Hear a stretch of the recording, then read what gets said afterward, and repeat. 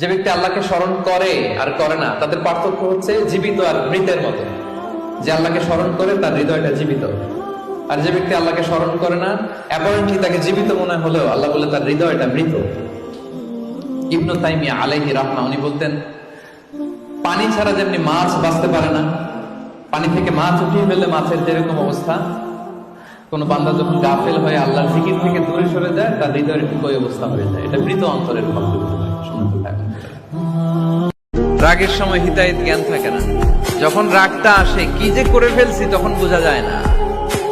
রাগ চলে যাওয়ার পরে, মাথা ঠান্ডা হওয়ার পরে তখন বোঝা যায়, হায় রে এটা কি করলাম। আল্লাহ রাসূল সাল্লাল্লাহু আলাইহি ওয়াসাল্লাম কখনোই রাখতেন না। আল্লাহর জমিনে আল্লাহর বিধান লঙ্ঘিত হলে এই লোকটা রেগে যেতেন, প্রিয় নবী তখন সহ্য করতেন না। রাগ নাইকার, ক্ষোভ নাইকার, মুত্তাকিনরা চাইলে রাগ দেখায় না, কিন্তু ফর্মুলা আমাদের ভালো জানা আছে। তো সব নবীরা ছাগল ছড়িয়েছেন। বুখারীর বর্ণনা, মা বাআসাল্লাহু নাবিয়্যান ইল্লা রাআল গানাম। এই পৃথিবীতে এমন কোন নবী নাই যে নবী ছাগল চড়ায় নাই। বিশ্বনবী ছাগল চড়াতেন অল্প কিছু পারিশ্রমিকের বিনিময়ে। সুবহানাল্লাহ পড়েন। কারণ আমার নবী শিখিয়েছেন, পরিশ্রমে লজ্জা নেই, লজ্জা অলসতায়। ঠিক কিনা? পরিশ্রমে কোনো লজ্জা আছে? লজ্জা অলসতায়, ঠিক কিনা?